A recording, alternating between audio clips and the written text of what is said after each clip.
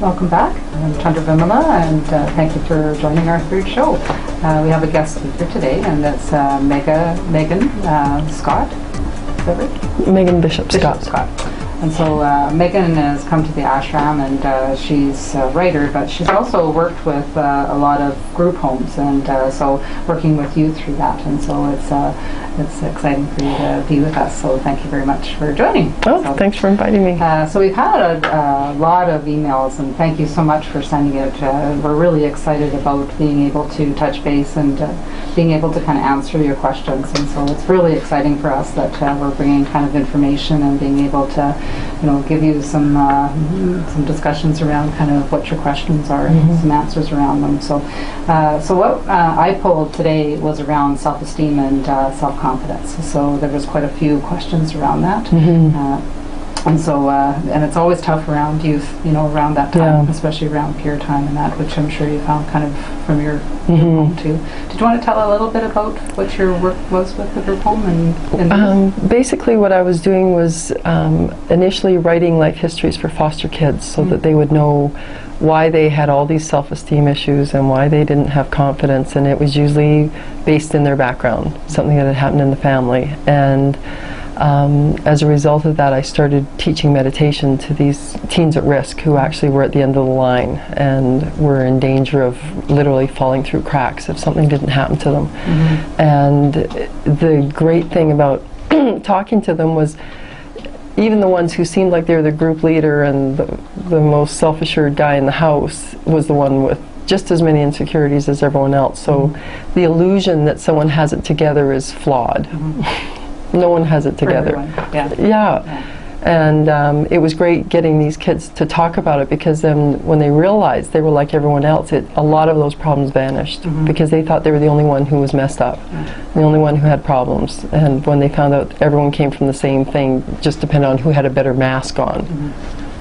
Yeah, and that's kind of from one of our shows that, when I did research around that, we always think that youth are always wanting to speak with their peers, and that was completely opposite. That they didn't want to speak, and you can kind of, when you start to think about it, that, if they say something, they may be laughed at or may not, be included anymore, and so sometimes a risky thing of touching base, so it's being held in, and a lot of issues can come out of that. So which we can kind of say. So I'll start with our first question. Great.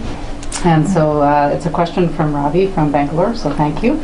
I keep beating myself up about not being able to get it done, and more pressure from my boss on work.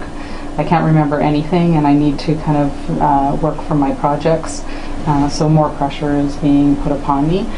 Parents keep saying they don't understand what the problem is, that, just get it done. Like, why is it just that you're having trouble with your projects and remembering things? So Ravi's saying, I'm just really stuck and I don't know what to do. Well, one thing that a lot of people don't understand is a key sign of a samskara is fuzzy thinking. So when you are suffering from an engram, when you've got an emotional blow that you've taken in the past and you haven't resolved it, it results in clouded thinking. So being in a pressurized situation and getting mad at yourself because there's no clarity, it just gets fuzzier and fuzzier. It's because it has triggered an old emotion in you, an old pain. And not only the meditation helps, but that's where heavy yoga helps, because doing a physical activity will actually punch these things out. And so rather than getting caught in the trap of going round and round, why aren't I better, concentrate and beating yourself up, just going and doing something heavy physical, doing some sun salutations, doing something, it's amazing the clarity that will come from that, because you'll move that emotion out. And there are other techniques that are business related, but the first thing that I realized in my own past was fuzzy thinking was because of something old that I had to get rid of. Well, and our thoughts, are with our actions. So the more that we struggle, the more we're bringing in struggles. And so that's just a constant thing of our thoughts. And when we have those kind of negative thoughts, it impacts our action. And so all of a sudden we're frozen and we can't really think of things. So it's kind of being able to reverse that thinking that, I'm able to do this, and things will be really good, and I'm going to really enjoy, and I'm going to make some mistakes, and that's okay. I'll just be able to stop back for a few minutes, and take a break, or it is really good to do activity, and we'll talk more about kind of meditations as well. Right. But we are, where the struggle gets caught into the struggle. So it just kind of makes that circle bigger. And so, and kind of, I think we get into that bigger picture. See projects, we see things, and, we don't step back to take it into little pieces, which makes it workable. Where all of a sudden, well, I can make it kind of more workable. So, we worked on kind of, it's kind of a big whiteboard, and we started to do sticky notes. And so we separated it out per day, like what I needed to do. 10 to 11 or 11 to 12. And sticky notes are easy to move around, so at 10 it's not that important. I can move that to this afternoon. And all of a sudden it's like I'm doable. Like I can do that within an hour. I can do that within, but we get stuck looking at kind of this whole big picture and we don't know how to start. The panic attack. The panic attack. Yeah. And so, because, Swamiji says, again, just like you said, the constant struggling is done caught into the struggling. So we just kind of get into that bad cycle. Yeah, and then, every workplace has people crying in the bathroom. Like it's not unusual for that stress to just get out of control. Yeah. And then Swamiji kind of talked around what we call gibberish meditation, and I've found that really helpful. Yeah. But what gibberish meditation is really that, it's not about making words, it's about actually that gibberish. And finding a place where, people don't hear you, and you spend 10 minutes of just going blah, blah, blah, blah, blah, blah. Yeah, I love that one. Just gets it out, because it's all stuck inside. Well, and you stomp your feet and you wave your hands, so it's a great release. Yeah. And then, it's the one thing I love about, what Swamiji says too, that when we feel that, it just, we're alive and we're actually putting ourselves out there to do specific things. And so, it's, we're not, dull, and we're not like sitting and not doing anything. So it's a beautiful thing that you're feeling this, because it just means you're putting yourself out there. Right. And that your boss and other people see that in you. And it's kind of building that kind of, if they see it, then, again, we have to look within ourselves. Yeah. Yeah. So I hope that answers your question, and if we don't, please, write back in, and we'll continue to kind of work on that. But you'll find that some of the questions are a little bit, similar, and so hopefully we'll kind of continue to kind of answer some of those questions as well. Right. So the next one was from Naveen from Delhi. And she said, I'm having really trouble accepting myself. I always look at my friends and think, why am I not like them? And do you think if I change the way I look, it'll help others accept me? That's sad. What I found interesting going through school was I felt like I was the strangest person in school, and I didn't fit with any group, and I didn't dress like them, and I had the exact same reaction. And now I'm considered the most unique person from my graduating class, and people look up to me, and yet I spent the whole time wondering why I wasn't more like them. So it is a very hard time in life. Like I'm not going to try and make it easier than it is. Like the fact that anyone survives school is astounding to me, because it's the most pressure. You're stepping out as an individual for the first time. You're constantly judging yourself, and don't change how you look. Like Swamiji loves how unique we are, loves that every single person that comes in front of him is amazing looking, and that Bhakta Swami even reminded us when we were talking about the possibility of a reality show being filmed here, and they were talking about the look of people who would be on the show, and he said everybody's beautiful. And it was a really good reminder that you have your own qualities, so please don't change what that is. And that's, exactly that we are very unique, and that every single person is brought down here. And I always like to say that, even for fingerprints, there's not one that's identical. Yeah. And there's a reason for that. Even twins. And you'd always think twins maybe have, that, the same fingerprint, or that there's not one in the world. So it's saying, that you are unique, and it's exciting time. And I know that it's a difficult time, but it's such an exciting time because you're finding yourself. And so trying out different things, and just, what's going to happen is people are going to start being attracted to who you really are. And then that will start to be building kind of your friendships. So it's just a beautiful time, and that you start to kind of blossom on kind of who you are.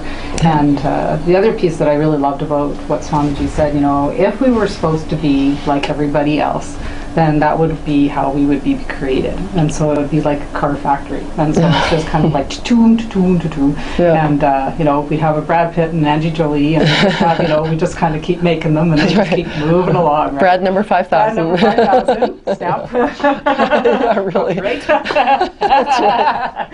But it's true. Like not, it's not the way it's supposed to be when we're here. And so, just really enjoy, have fun, and kind of start to, explore different places of yourself. And, if you love something like dance, then you're going to start attracting people that are like dancing. And, if you like books, you're going to start attracting people about books. And actually, it's really interesting to read biographies of people you admire, because I guarantee you that the most successful, prominent people in the world had that insecurity in school.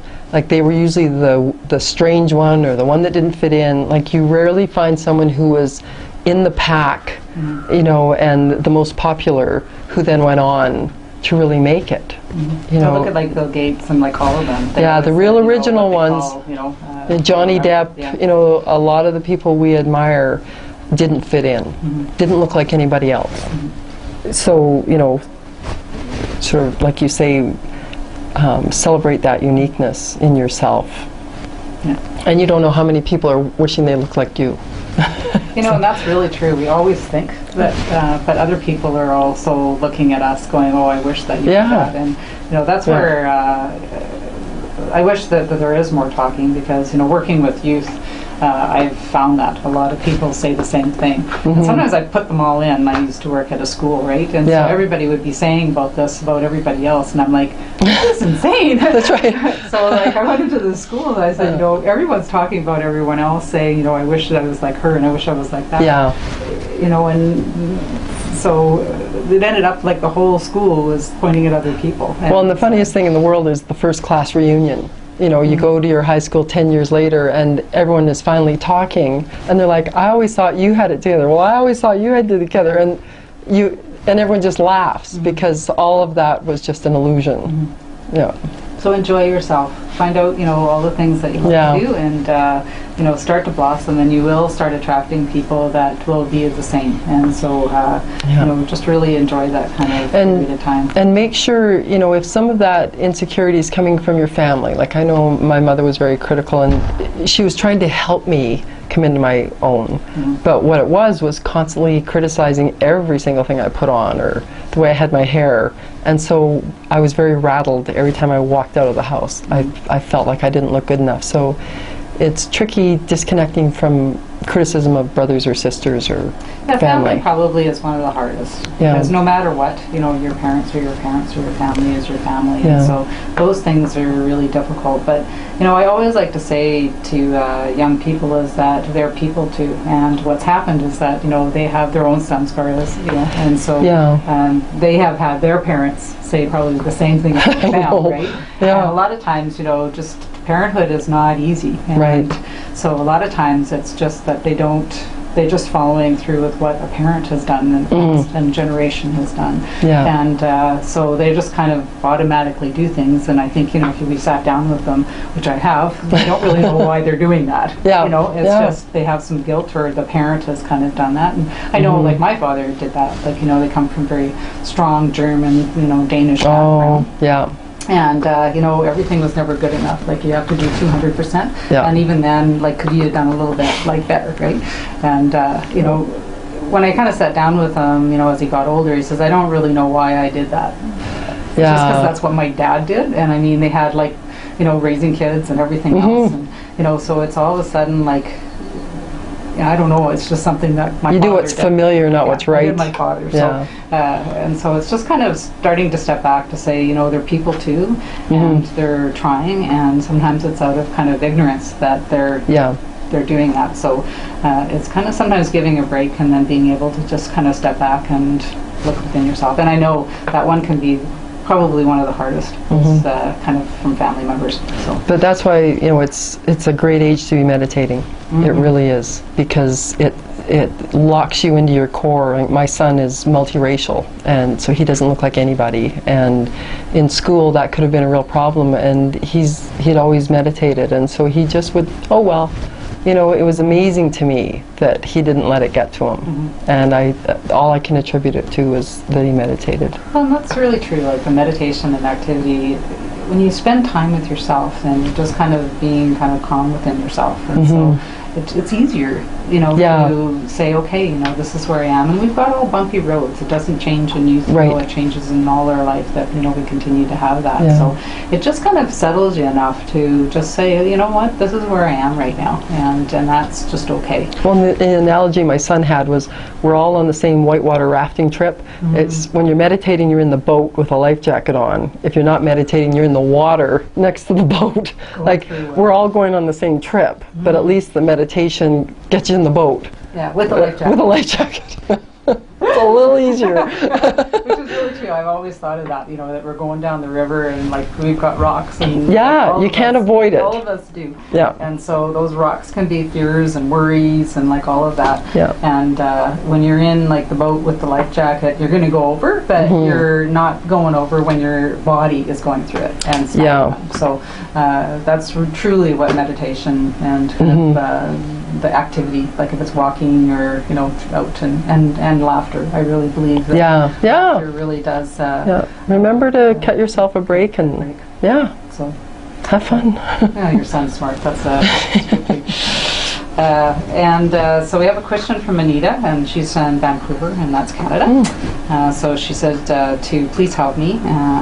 All I only think about is my failures, and anything that I succeed, it's the failures that take over. I always feel that everyone is so much more competent and confident than me, which we talked a little bit about.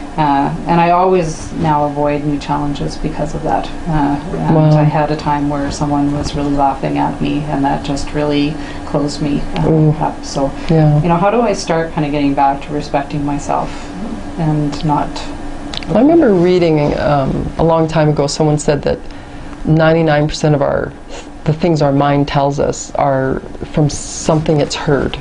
So most of the chatter going on in our brains is from fathers, mothers, teachers, friends, the news, the TV, and so when your mind is just left to run amok, it does that. Oh no, that wasn't good enough. Oh no, that wasn't... Like, it's non-stop chatter, and it's rarely true. Like, and that's where teaching it to be quiet, it's like, they say it's like training a wild monkey, you know, teaching it to just be quiet, because all it's doing is repeating what it's heard. It's not coming... Einstein knew that his mind wasn't coming up with his scientific theories. When he emptied his mind, he knew it was coming in from a higher source, like he was plugging into the cosmos. And this is one of the greatest brains, theoretically, of our time. So when you're constantly getting that criticism going, it really isn't true. It's something else is doing that chatter. But you have to make it stop. And I've literally sat down and yelled at my mind. And like, stop it, shut up, you know, because you don't need that. You don't need that constant, that wasn't good enough. Oh, I'm not going to do it right. I'm not, you know, just make it stop. You know, because it's not you. Or just let it flow through too. Like I've done where I stop, and I feel like pressure sometimes. Sometimes it stops. I go stop, and it does. And other times it just goes blah, blah, blah, blah, blah, and so sometimes I'm like, okay, like, you know, so what? Like I've done that failure, and I just... And that's where the gibberish meditation would be good. And I just remind everyone, we're all human beings, and every single person makes mistakes. Everybody, you know, has, you know, people have been laughed at before, or, you know, difficulties, and so everyone has. And a lot of times we have that body language where, you know, sometimes, you know, we're pulling that towards us. So sometimes, you know, when we have that where we're looking down, or, you know, we're just kind of not sure of ourselves, that kind of increases the chance of people making kind of that laughter or things that are happening. So, you know, I've always said to youth, you know, even if you don't feel that inside, like make sure that your body language is like standing straight and that you're looking at people. And, you know, even though you may be just devastated inside that someone's Right. laughed, just, shrug it off, and it's okay if you go off somewhere and, have a cry or whatever, but, just have that confidence within yourself when you're doing that. But Yeah. everyone does, and what's exciting is that, how are you going to learn? Like, it's kind of like getting into a plane. Like, if you get into a plane that you've never flown before, Yeah. and I'm going to say fly, take off and go, and it's like, Yeah. we can't do that. I mean, there's some things that we may have some natural ability. Right. We might be able to go, and that. The majority of the time, we need some training. We need to learn. We have to try different things out in order to Yeah. allow the plane to take off. Yeah. And that means that, we're going to make mistakes, and that's going to have some, but Yeah. you're going to learn, okay, I can't do that. I have to go there. Well, the most famous photographers say that for every great award-winning shot, there's 1,000 shots that were taken in and around that one photo that were horrible. Yeah. Or just crap. But the one showed up, and they didn't beat themselves up about the 999 bad ones. They went, eureka. And that is true. Like, I started in NTD, you can do like 45 minutes of picture and you get one picture out of it. So, and Yeah. that's really true. So right? celebrate your successes, and then don't beat yourself up over the rest of it, and don't stop trying. Like, just keep trying. Just keep trying, because Yeah. everybody else is, like I said, the same. Yeah, And so, exactly. Yeah. Good.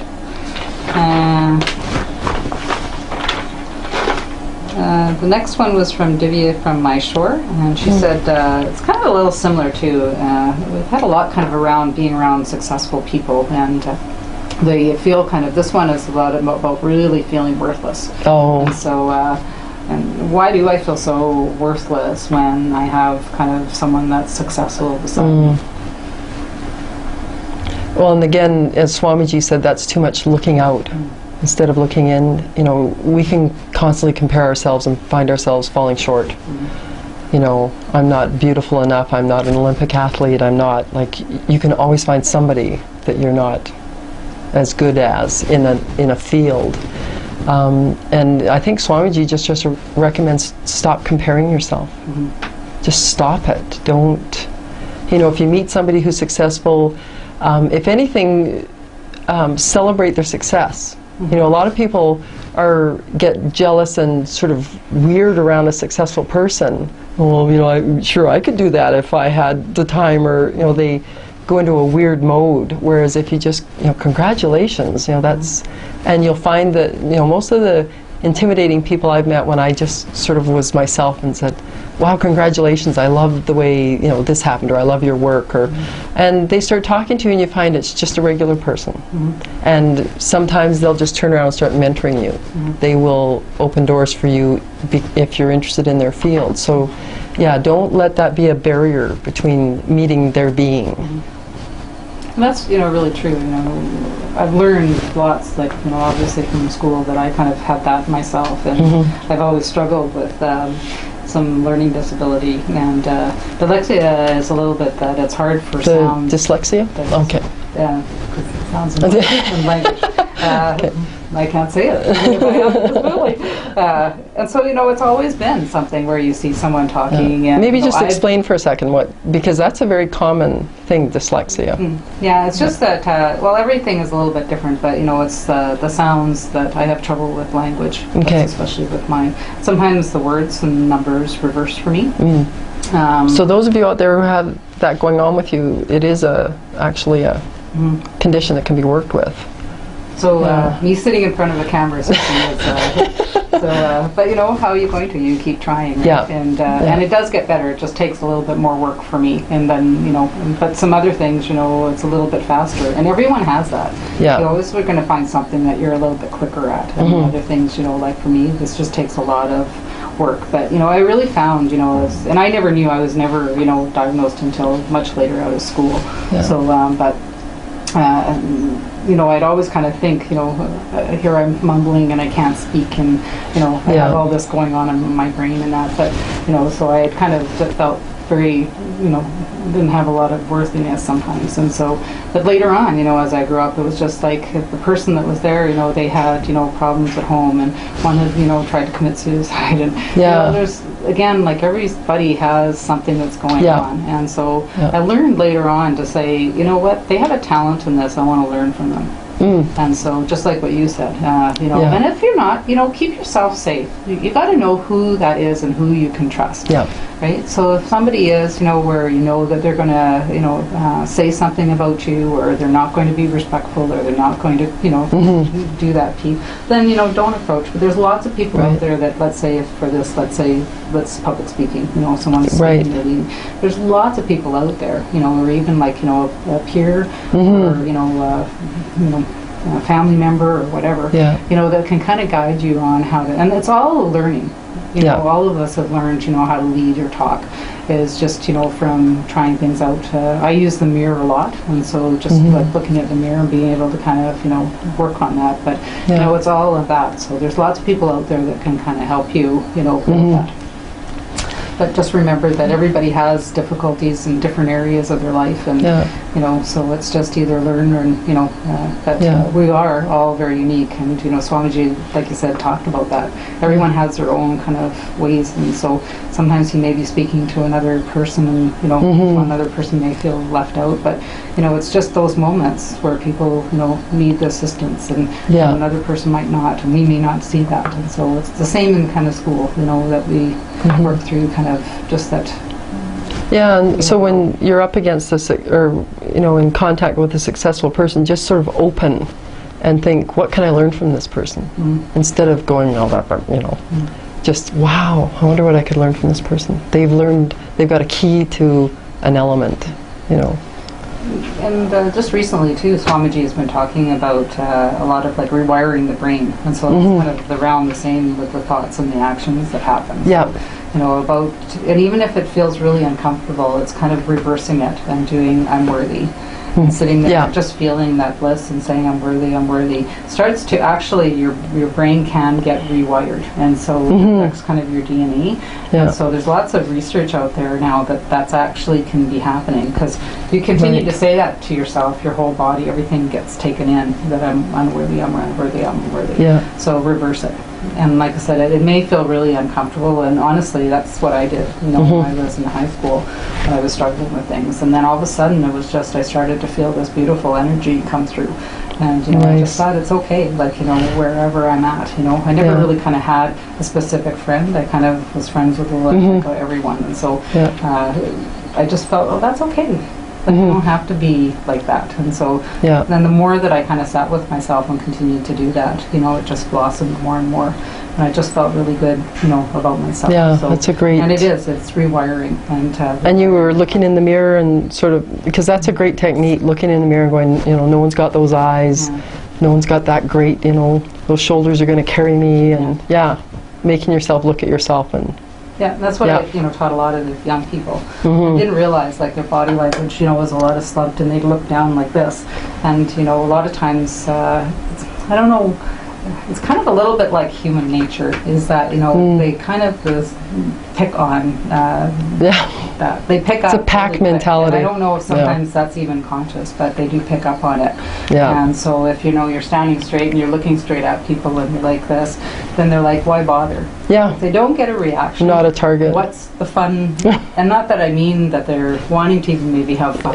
But, you know, that can just be what's happening. So subconscious. they just don't bother anymore because, you know, they can't see a reaction. Yeah. So it's just kind of working through that. So so this one's kind of, I think, very similar as well. The Rupa is from Malaysia, and so she just said that I pretend now to be someone else, and I think we kind of talked that.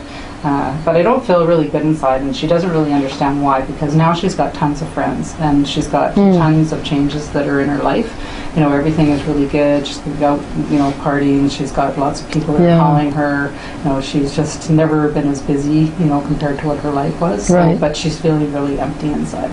And so she doesn't really understand why that's happening. And that's just the lack of a connection with her spirit. You know, a lot of times it's the last thing we remember to kick into gear. You know, we do the body, we do the mind, and then remembering to connect with your spirit. That's the emptiness. That's just not knowing who you are inside. And even, you know, 10 minutes of silence a day is going to start filling that emptiness up. You know, so she's taking care of all the external. Now she just needs to connect inside. The analogy I gave to a lot of the foster kids was that life's like a video game. And this is the controller, and when you meditate, you plug the controller into the game console. And if you don't meditate, you're not plugged in. And that results in emptiness and a feeling of no control over what's going on. Everyone else is running around the game. You're not running around the game, or you're not in control of what's happening in the game with you. And so I think she's at the stage of the game where, like when you do any of these online games, first you create your persona. So you create the look and the tools and the skills you're going to have, and then you hit start and it starts running. So she's got all that done, but she hasn't got her soul into that being yet. So it's the same outside here. She just needs to get herself established in herself. And again, you know, 10 minutes of silence every day would start locking her into herself. I got a little sense that too that she's changing for other people. And so the reason of that emptiness is that it's not what she really wants. She's not to authentic. do. Yeah, she's not being who she is.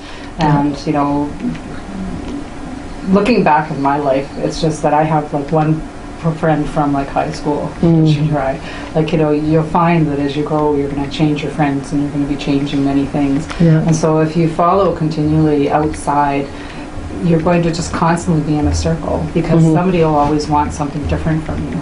Because, you know, it's easy for someone, right? I can just say, oh, Megan, can you do this and that, and then go off into my life, right? And so it's you that has to, you know, say, okay, I have to change this and I have to change that. You've got somebody else coming in saying, oh, well, no, Megan, I think that, you know, you should be doing this. And you're like, oh, I better be, you know, more funny. And so you're being more funny. And then someone comes and says, you know, you're being a little bit, you know, this way. I think you should be, you know, a little more bit serious. more serious about something. And you'll find, like, you know, in life, you're just going to be constantly circling. And what happens is that, you know, really gets into depression and really deep unhappiness and a disconnect on, like, your true self. Well, not remembering how you're supposed to behave with which people starts to get.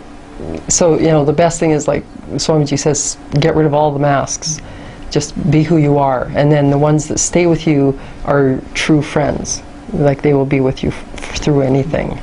I know popularity could be really, you know, something that somebody wants. I mean, but it's being kind of popular in your own group. I think we started to kind of talk a little bit. So, but you know, it's just being able to, like you said, be connecting within your own self. Yeah, exactly. And that's kind of the same that John and Jordan did the same kind of question that kind of, as we had our discussion, kind of talked a little bit about. So hopefully that you've gotten something, you know, that we've talked about in relation to self-confidence, and that you know, please, you know, write in if, you know, things you wanted a little bit more information, or you know, we really do, like I said, appreciate it. And you know, that's what self-esteem is. It's really being within yourself. That's, you know, worthy of yourself. And you have to grow it.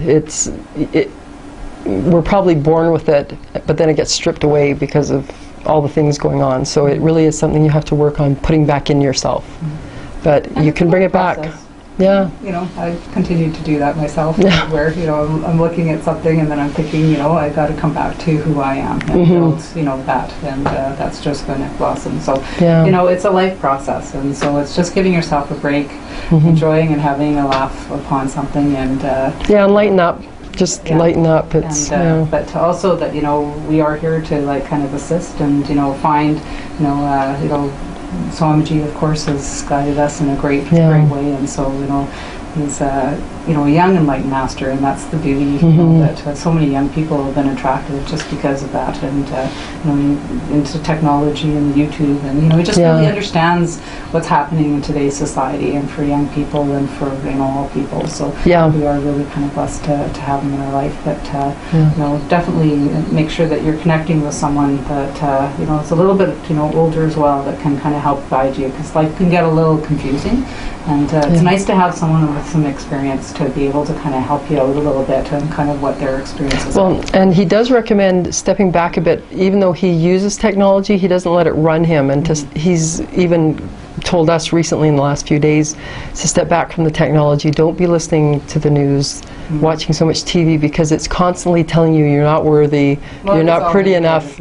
Yeah, it just is always, hitting you in the head, you know, you're not this, you're not this, you're not this, you have to buy this or you're not going to be popular. So you'll find that people who just sort of roam around for days without ever turning on a TV or the internet or anything are very happy people, because it's just them in existence. You know, so remember to turn off the electronics once in a while and walk outside. That's a good idea. From one of our shows that, you know, it came out to about 11 hours, like a day, however that kind of fit in. Yeah. It is a lot of negative. It's very confusing with what happens on, you know, the media, the movies, the music. I can't believe half of the music videos. And so it's like, who am I supposed to be? Yeah. And so it's, and then lots of really negative. And when you're constantly seeing that and you're bombarded by it, you don't realize that that's kind of, it's like rewiring your brain. You know? Like you're taking in all of these messages. Yeah. And so we're just saying, you know, please, you know, start to cut back from it. And, you know, that it's not. These messages are not coming from enlightened beings, they're coming from flawed, neurotic people. So just remember the source of all this media input. You know, it's not true just because you saw it. Yeah. Well, good. Well, thank you very much for that was great. And so join us for our next show on Thursday. And thank you for joining us.